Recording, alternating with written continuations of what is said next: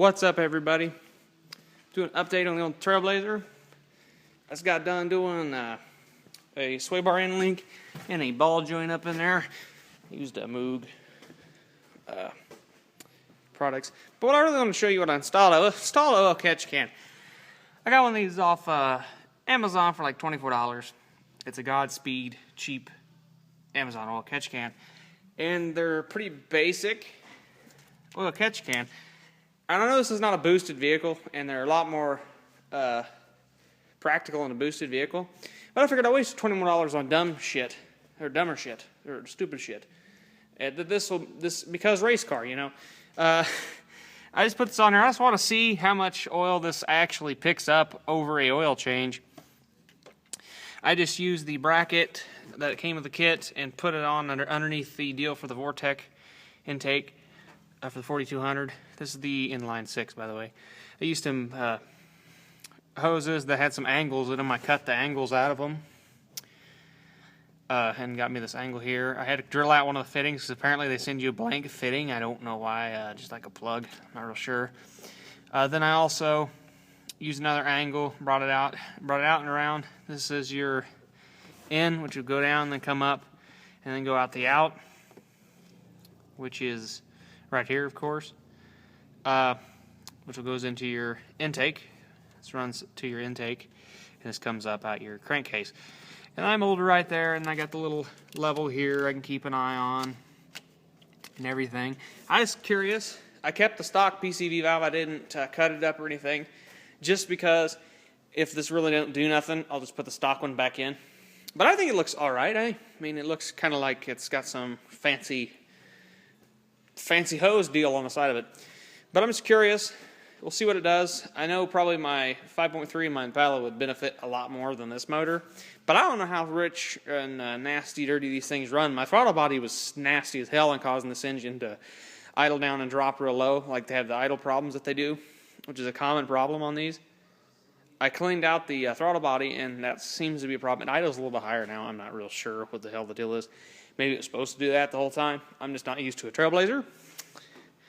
It just idles. It's weird. I don't know how to explain it. It's just different than it was before, which I guess that's a good thing because it don't do its dying sputters, knock on wood, that it was doing. So, yeah, it's got Canon air filter. Nothing real performance-wise on this besides the Canon drop-in filter. I plan to do is cut my resin. I don't know if it's your muffler or your resonator. What, the one that's clear back here? I think it's your resonator. I'm going to cut this off and just come out the side. Take it to an exhaust shop, have them cut that off. Take out the side. I think I might get rid of the Chevrolet and the TrailBlazer logos on the back. I want to get a roof rack, do a 3-inch lift, do a 265, 75 16s, I believe it is, that I want to run on it. Probably with wheel spacers. I'll probably just use the stock wheels, paint them black. I'm going to clean up my headlight here so it looks better. And I'm going to get some HIDs, get a grill guard with some lights. I'll put some lights on the roof rack. Just something, I just want her to be a little more off-roady than it is. I'd like just to have the extra ground clearance because it'd be nice. I mean, I'm probably not going to trail this rig or nothing. I'm not going to beat on it. I mean, I might take it down a mud road or two, but that's about the extent. The really thing, the lights, I will find that useful, because I pull up to a lot of doors shit at night. I can flip these on and see perfectly what I'm doing at the door or out in the field, or if I got to go pull somebody out or whatever. I can do that with this. This will be a universal rig, and it also will look cool. That's a lot of reason this thing, if it looks cool. Yeah, I did the blue interior dash swap. I don't know if I've showed you guys that. Yeah, it's got the blue interior dash swap. I got a set of kicker components and kickers, coaxials in the rear. This is actually a different blue in this camera than what it really looks like. I can't get my cluster to match my four-wheel drive levers. They use different LEDs, and I'm going to tear them apart anyways. But I didn't want to solder blue lights, because blue, I have that in my Camaro, and black and blue is just not the color combination. I don't want it to beat on Blazer or anything like that. I like orange. Orange is my favorite color, so I ordered me some orange LEDs. And we'll swap over to them. And I ordered 5mm flat-topped orange LEDs for the cluster and heat controls and some of the other dash functions. And I ordered some 3mm for some individual pinpoint locations in the cluster and some of the 4-wheel drive switches and stuff. And I got 194 LED orange for the inside lights, and I got it's like a 212-2 or something like that. I can't remember what the rear light bulb is, but I got it orange also. So we're gonna do an orange swap, black and orange. Yeah, I like orange, so it'll be cool. I might go with a orange Chevy logo up here and orange Chevy logo in the wheels if I paint them black.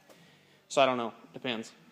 All depends on how it looks. So yeah, we'll catch you guys later. I thought I'd give you a little update. Doing a little stuff to it. I got the Sony deck in there. I don't know if you've seen my Sony deck or not. I'll show it to you. It's a double dim, but it ain't a DVD or nothing. Yep, right there. Good radio. Good radio. I got some popping going from my speakers. I'm not sure if that's my input source. I'm thinking that might be my input source. I'm using the USB iPod. I don't know if that cable's got problems or the iPod's taking a dump, which could be very possible. But yeah, thanks for watching, guys. Give you guys a quick pan out, or not a pan out, but a view of that lovely oil catch can again. I'm just so proud of myself. It looks good. I mean, it looks good. It looks not factory. If they were black hoses and didn't have as many hose clamps, it would look a lot better. But it works. It functions. There's no kinks in the line. That rubber hose is stiff enough. You couldn't suck it close with the vacuum. These you really can't suck close with the vacuum. They're pretty heavy. It comes kinked up though. When they roll it up, I suggest let it get some heat. I didn't use part of that. I just cut the kink section off because I didn't even want to have a chance of it kinking. So yeah, it should work. We'll see what it does. I'll give it back, maybe do an update if I remember to do an update on it. We'll do a quick update while we're doing a video. How the hitch looks. I actually got a tri-ball in it right now. As you guys can see, I think it's getting a little chalky because I haven't covered it up with nothing. Or it's just not that clean. That's getting a little chalky. It's doing pretty good. I chipped it a little bit when I smacked my receiver into it. My receiver needs some of this. This actually is not my tri-ball. Not my receiver, my tri-ball is not mine. This is my brother's. Mine's over across the room. I had to grab a trailer for him. I didn't have mine with me. So yeah, my spare don't hold air.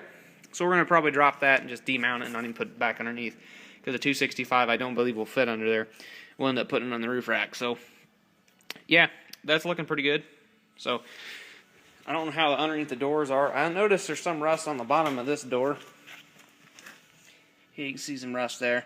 I might take care of that. I'm kind of debating whether to Monster Line or Rhino Line or Linex or Herculiner all the way across to the bumper lines. Laying a stripe from that front bumper down the doors to the rear bumper. And just laying a stripe all the way down. And I thought about following this curve here, but it don't start till right there. And I have to do 90% of my doors. I don't really want to go that high. Just because it would look better and it would last a little bit longer and just keep the rust down like you wouldn't see it as much. So, alright guys, we'll catch you later. I've been rambling on, so see you next video.